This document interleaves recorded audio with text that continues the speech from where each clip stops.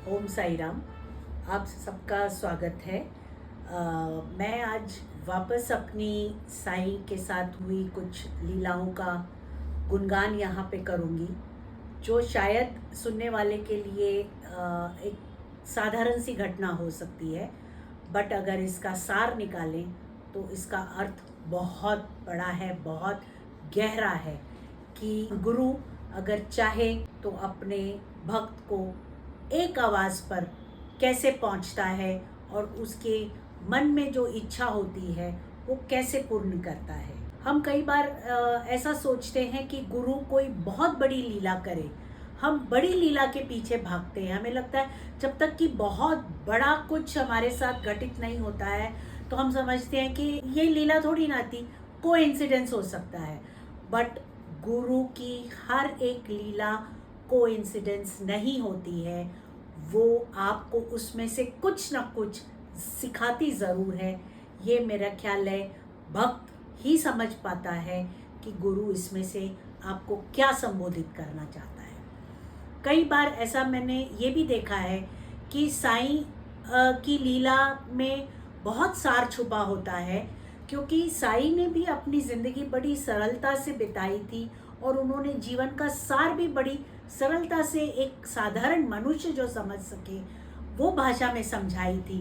But हम अपनी बुद्धि के हिसाब से तोड़ मरोड़ करके उसमें इतना तर्क वितर्क में पड़ जाते हैं कि जो असल जीने का सार है वो तो एक तरफ धरा का धरा रह जाता है और हम उसमें से कुछ जो हम चाहते हैं वो अर्थ निकाल कर आगे बढ़ते हैं। केवल भक्त और गुरु के बीच में ये जो घटना घटित होती है वो सिर्फ भक्त ही समझ सकता है कि मैं अपने गुरु से क्या चाह रहा था, क्या मांग रहा था, क्या अपेक्षा कर रहा था और गुरु ने उसका जवाब कैसे दिया। ये घटना है हमारे एक परिचित के यहाँ पे 31 दिसंबर को माता की चौकी का आयोजन किया हुआ था, तो हम सब वहाँ पे गए थे। बहुत रौनक लगी, माता के भेंटों का बहुत आनंद लिया सबने। और मैं जहाँ भी जाती हूँ अपने, जैसे मैंने कहा कि मैं अपने गुरु को साथ लेकर जाती हूँ, उस दिन भी शायद मैं अपने गुरु को साथ लेकर गई थी।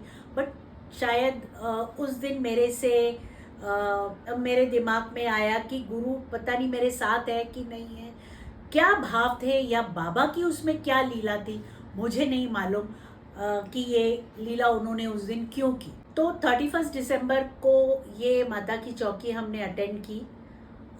जब खाना लगने में कुछ समय बाकी था तो एक अनाउंसमेंट हुई कि अभी माता रानी को भोग लगेगा, तो आपको थोड़ा समय व्यतीत करना है, आप गपशप कर सकते हो, किसी को वॉशरूम जाना है, कुछ करना है, आप फ्री हो उसके लिए।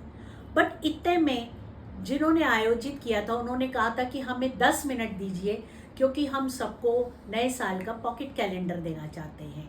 हमारी तरफ से ये सारे जो भी माता के चौकी पे आए हैं उनको एक भेंट देना चाहते हैं कि नए साल की शुरुआत माता रानी सबकी खुशियों से शुरू करें। तो पता नहीं क्यों मेरे मन में उस समय क्या बाबा की लीला थी, मैं तो यही कहूँगी कि ये बाबा की लीला थी। अगर मैं कहती हूँ कि मैं अपने गुरु को हर बार अपने साथ लेकर चलती हूँ तो उस दिन मेरे मन में ये क्यों विचार आया। अब हम सब बैठे हुए थे और जिनके घर में ये कार्यक्रम आयोजित किया हुआ था वो माता की चौकी के वहाँ पे से उन्होंने पॉकेट कैलेंडर के उठाए और उन्होंने सबको बांटना शुरू किया।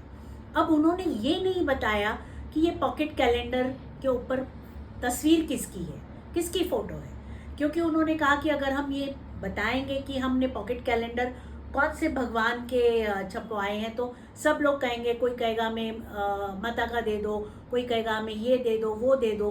तो किसी को चॉइस नहीं देनी थी उन्होंने, जो कि मेरा ख्याल सही है, क्योंकि हम कई बार इतने ज़्यादा कट्टरपंथी हो जाते हैं कि हमें लगता है कि नहीं, हम दूसरे भगवान का कैलेंडर क्यों लें, हम तो इसको मानते हैं, हम इसी का लें। तो वो सबको बांट रहे थे और ऐसा उल्टा करके बांट रहे थे ताकि कोई देख ना पाए कि उनको क्या मिला है। अब मैं फिर से ये कह रही हूँ, मैं हमेशा साईं को साथ लेके चलती हूँ।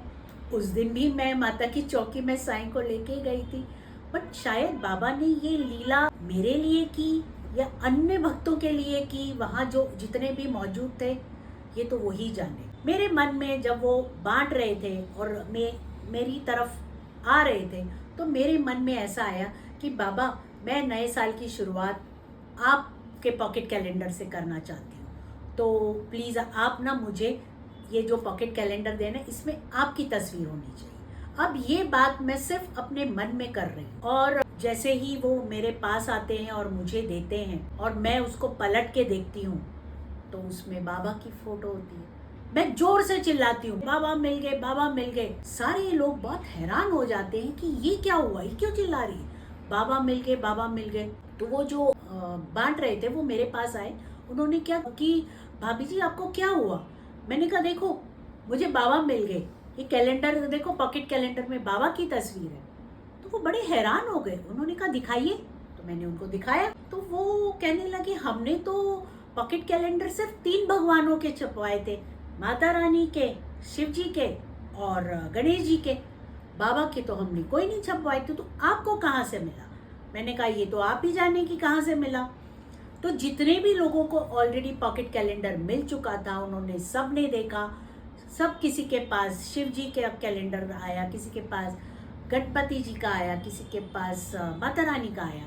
सिर्फ और सिर्फ मेरे हाथ में बाबा का कैलेंडर था। उन्होंने बाकी के भी जो बचे हुए पॉकेट कैलेंडर थे उनको भी पलट के देखा, बट किसी में भी बाबा का कैलेंडर नहीं था। ये बड़ी आश्चर्य की बात लगी सबको कि ये कैसे संभव हो सकता है। तब मैं समझ गई कि बाबा ने ये लीला सिर्फ मेरे लिए की है, क्योंकि मैंने अपनी इच्छा व्यक्त की कि मैं नए साल में, जबकि मुझे पता है कि बाबा मेरे साथ हैं, फिर भी होता है ना, एक मन में इच्छाओं का अंत नहीं होता है। अगर वो साथ हैं तो कैलेंडर के रूप में चाहिए, अगर कैलेंडर के रूप में है तो साथ में चाहिए।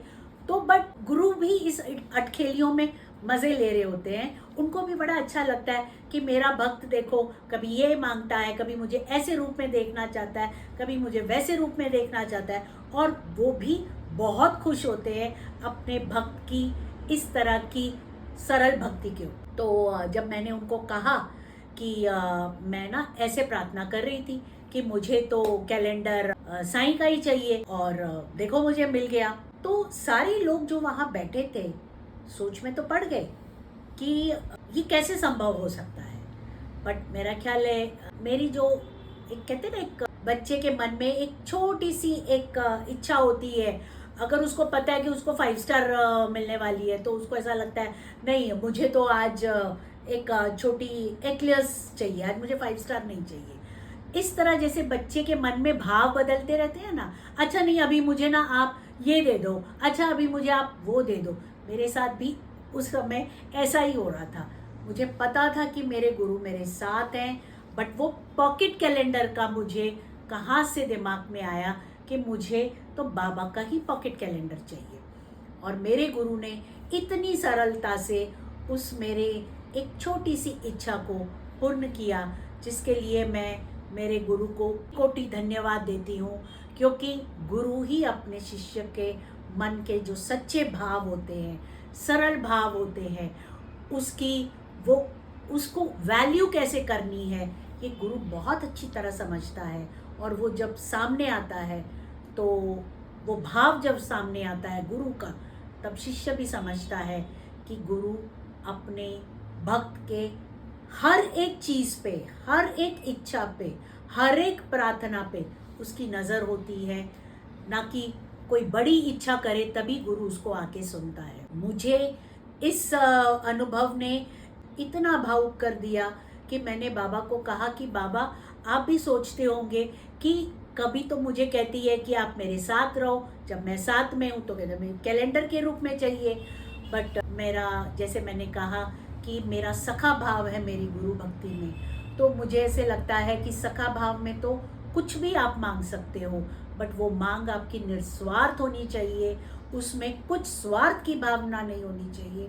तो गुरु देखिए आपको एक क्षण नहीं लगाएगा, आपके मुंह से वो बात अभी निकली भी नहीं होगी, मैं मुंह से भी नहीं कहूँगी, मन में अगर ये बात आपके आई भी है, वो आपके गुरु तक पहुँच जाती है, और वो एक क्षण नहीं लगाता है इसको पूरा कर देता है। और ऐसे लीलाओं से भक्त का विश्वास जो है अपने गुरु के प्रति दृढ़ होता जाता है, और वो कहता है कि मैंने अपनी भक्ति में साईं को पाया है। ये हर एक जो बाबा लीलाएं करते हैं उसमें वो प्रमाण देते हैं आपको कि आपकी भक्ति मुझे स्वीकार है। आप जिस भी भाव से कर रही हो, सरलता से कर रही हो, निस्वार्थ भाव से कर रही हो, ये मुझे प्रिय है। इसीलिए वो आप जो भी चाहते हो वो आपके सामने तुरंत पेश कर देते हैं। और अपने मन में हमेशा उनके नाम की अगर आप जोत जला के रखो तो आप हमेशा देखोगे कि आपको कहीं अंधकार, अपने जीवन में कहीं अंधकार नहीं मिलेगा। आपको लगेगा कि आपको हर चीज़ बड़ी स्पष्ट नज़र आ रही है। फिर वो दुख का समय हो, सुख का समय हो, आपको स्पष्ट नज़र आता है और आपको उसकी मंजिल भी दिखती है, क्योंकि आप देखते हो उसमें कि आपका गुरु आपके साथ है। तो ये बहुत मेरे लिए एक बड़ी सुख देने वाली घटना थी। और मैंने बाबा को धन्यवाद किया कि बाबा आपने मेरी एक छोटी सी जो एक इच्छा थी कि नए साल में मैं आपके पॉकेट कैलेंडर से शुरुआत करूं। बट आज अगर कोई मुझे कहे कि वो पॉकेट कैलेंडर कहाँ है, तो वो मेरे पास नहीं है वो पॉकेट कैलेंडर, क्योंकि इस बात को 20 साल हो गए हैं, वो मेरे हाथ में आज नहीं है। बट जब भी अगर मैं उस चीज़ को याद करती हूँ तो मुझे ऐसे लगता है कि वो पॉकेट कैलेंडर तो सिर्फ एक लीला थी बाबा की। बाबा ने सिर्फ उसमें यही बताना था कि तुमने सरल हृदय से मांगा, मैंने उसको दिया। वो पॉकेट कैलेंडर का स्मरण जो है वो आज तक मेरे हृदय में है, और मेरा ख्याल है मरते दम तक वो मेरे साथ रहेगा। दूसरा मेरा अनुभव था माता की चौकी का ही था। हमारे एक मित्रगण थे, उनके वहाँ पे माता की चौकी होनी थी, तो उन्होंने मुझे कहा कि आप चलोगी? मैंने कहा हाँ, क्यों नहीं, माता का बुलावा आया है तो मैं ज़रूर चलूँगी। अब जब मैं वहाँ गई, मुझे वहाँ कोई नहीं जानता था, मैं किसी को नहीं जानती थी।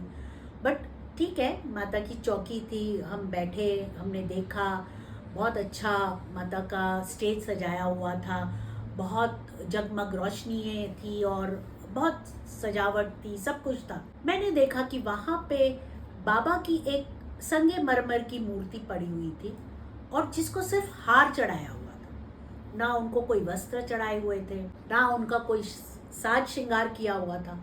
मुझे ये देख के बड़ा दुख हुआ, क्योंकि ये नहीं कहती हूँ कि मैं माता को नहीं मानती हूँ, बट मेरा सिर्फ यही उस समय भाव था कि अगर आपने वहाँ पे साईं की मूर्ति की भी स्थापना की है या उन्हें रखा है, तो उन्हें भी उतना ही सम्मान देना चाहिए जितना कि और आपने दूसरे भगवानों को इतने चोले पहनाए हुए थे, इतना साज श्रृंगार किया हुआ था, तो साईं के साथ इस तरह से आपने इस तरह से व्यवहार क्यों किया? ये मेरे अंदर द्वंद्व चल रहा था। बट मैं क्योंकि वहाँ किसी को जानती नहीं थी, तो मैंने कहा कि यहाँ मैं किससे बात करूँ, मुझे झगड़ा भी नहीं करना था और मुझे कोई रंग में भंग भी नहीं डालना था। बट मैंने सोचा कि मैं सिर्फ 10 मिनट का इंतज़ार और करूँगी। अगर इन्होंने बाबा का श्रृंगार नहीं किया तो मुझे कोई लज्जा नहीं आएगी कि मैं उठ के वहाँ से चल दूँगी। फिर मुझे नहीं पता है कि माता रानी नाराज़ होगी, या और जो उन्होंने और भगवानों की तस्वीरें लगाई हुई थी वो नाराज़ होंगे, या जिनके साथ मैं गई थी वो नाराज़ होंगे। उस समय जो मेरे मन के अंदर जो इतना गुस्सा भरा हुआ था कि मेरे साईं की ये इज्जत क्यों नहीं हो रही है, मैं उनका सम्मान देखना चाहती थी कि आपने अगर रखा है तो उनको सम्मानित करके रखिए, उनको उतना ही सम्मान दीजिए जितना कि आपने और दूसरे भगवानों को भी दिया था। शायद बाबा ने इस बार भी मेरी इस मन के भाव को समझ लिया, और जहाँ सच्चे भाव होते हैं बाबा अपने आप उस व्यक्ति के मन में प्रेरणा दे देते हैं कि भाई ये काम कर लो, नहीं तो यहाँ पे गड़बड़ हो सकती है। तो वो देख रहे थे कि मेरे अंदर कितना गुस्सा भरा हुआ था। इतने में जो माता की जो चौकी के जो मुख्य गायक थे, उन्होंने जोत जलाने से पहले एक अनाउंसमेंट की कि हम चाहते हैं कि यहाँ पे कोई साईं भक्त हैं वो आए और बाबा का श्रृंगार करिए, क्योंकि बाबा का श्रृंगार करना रह गया है। अब कोई उठ के नहीं जा रहा है। मुझे भी बड़ा संकोच हो रहा था कि मैं कैसे उठ के जाऊं कि भाई मैं साईं भक्त हूँ। मैंने बाबा को कहा कि बाबा ये क्या आपने ये क्या लीला कर दी। इतने में मेरे मन में ये बात चल ही रही है। बाबा ने शायद या माता रानी ने उनके मन में ये प्रेरणा दी। उन्होंने मेरे पास आके मुझे कहा कि आप आइए और आप बाबा का श्रृंगार करें। 2 सेकंड के लिए मैं इतनी ज़्यादा शॉक्ड हो गई। मैंने कहा ये कैसे, इनको कैसे पता कि ये सारी बातें मेरे मन में चल रही थी, क्योंकि बाकी और तो मुझे नहीं लगता कि किसी को कोई फ़र्क पड़ रहा था, क्योंकि सब नॉर्मल बैठे हुए थे। मेरे चेहरे पे वो गुस्सा और वो बाबा को जो सम्मान नहीं दिया जा रहा था वो बहुत क्लियर दिख रहा था। मैंने कहा मैं ज़रूर करूँगी। मैं उठी और उन्होंने गार्डन में ही ये पंडाल लगाया हुआ था, वहाँ पे जितने सारे फूल खिले हुए थे, मैंने अपनी झोली में वो फूल तोड़े, समेटे। मैं वहाँ गई स्टेज पे, देखा तो वहाँ कोई बाबा का चोला वगैरह नहीं रखा हुआ था, बट माता की बहुत सारी गोटे वाली चुन्नियाँ पड़ी हुई थी। मैंने उन सबको गांठ लगाई और बाबा का एक चोला बनाया और उनको वो पहनाया। और जो फूल मैंने जमा किए थे वो सारे फूल से मैंने बाबा को डेकोरेट किया, उनके गले में भी हार डाला और मैं बाबा को निहारती रही। और जैसे बाबा कह रहे थे, हो गई तेरे मन की इच्छा पूरी हो गई, कितनी छोटी सी बात थी और इसके लिए तू नाराज़ हो गई। जैसे कि बाबा मुझे कह रहे थे कि मैं वहाँ से देख रहा था कि तुम्हारे मन में क्या चल रहा है, और मैं नहीं चाहता था कि तुम यहाँ से गुस्से में माता रानी का अपमान करके उठ के चली जाओ। इसीलिए शायद हमें, मतलब माता रानी और बाबा के मन में ये आया कि ये अभी करना बहुत ज़रूरी है। तो इस तरह से एक छोटी जो घटनाएं होती हैं वो कभी मन को इतनी गहराई तक छू जाती हैं कि आप अनुमान नहीं लगा सकते हो। और मेरे को माता रानी और बाबा के प्रति जो आदर, सम्मान और विश्वास उस दिन जो दृढ़ हुआ वो आज भी उतना ही दृढ़ है मेरे मन में, क्योंकि माता रानी ने भी शायद इस भाव को उतनी ही तीव्रता से महसूस किया जितनी तीव्रता से मैं उसको प्रकट कर रही थी। उसके बाद बहुत रौनक लगी। उन्होंने साईं की बहुत सारे भजन भी गाए और मैंने भी बहुत डांस किया और मुझे इतना आनंद आया कि मैं बयान नहीं कर सकती हूँ। आज भी जब मैं आपके साथ ये बातें, बाबा की लीलाएं को शेयर कर रही हूँ, तो शायद मेरे हृदय में यही बात बार आ रही है कि हम क्यों छोटी लीलाओं को महसूस नहीं करते हैं कि गुरु हमारे साथ है। और ये लीलाओं का जब वो उत्तर देते हैं जो आप चाहते हो, तो वो आपको ये भी प्रमाण दे रहे हो कि आप सही मार्ग पे चल रहे हो, सही रास्ते पे चल रहे हो, सही कर्म कर रहे हो।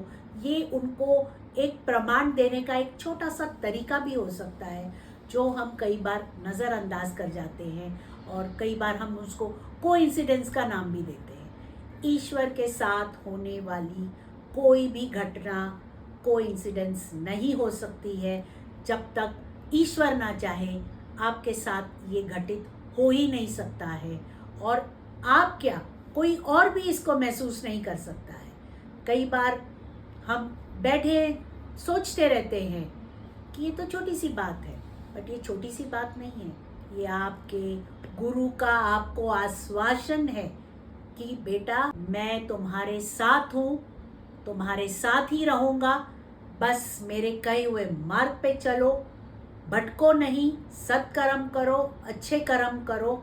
मैं बैठा हूँ तुम्हारी हर समस्या का हल देने के लिए, चिंता मत करो, मैं कभी तुम्हें अकेला नहीं छोड़ूंगा। और मेरे साईं की लीला तो ऐसी है कि एक बार जिसके हो गए, जन्मों जन्मांतर तक वो आपके साथ ही रहेंगे, आपको कभी वो अकेला नहीं छोड़ेंगे। बस मैं इसी के साथ आज का ये पॉडकास्ट यही समाप्त करती हूँ। धन्यवाद मेरे साथ जुड़े रहने के लिए। ओम साई राम।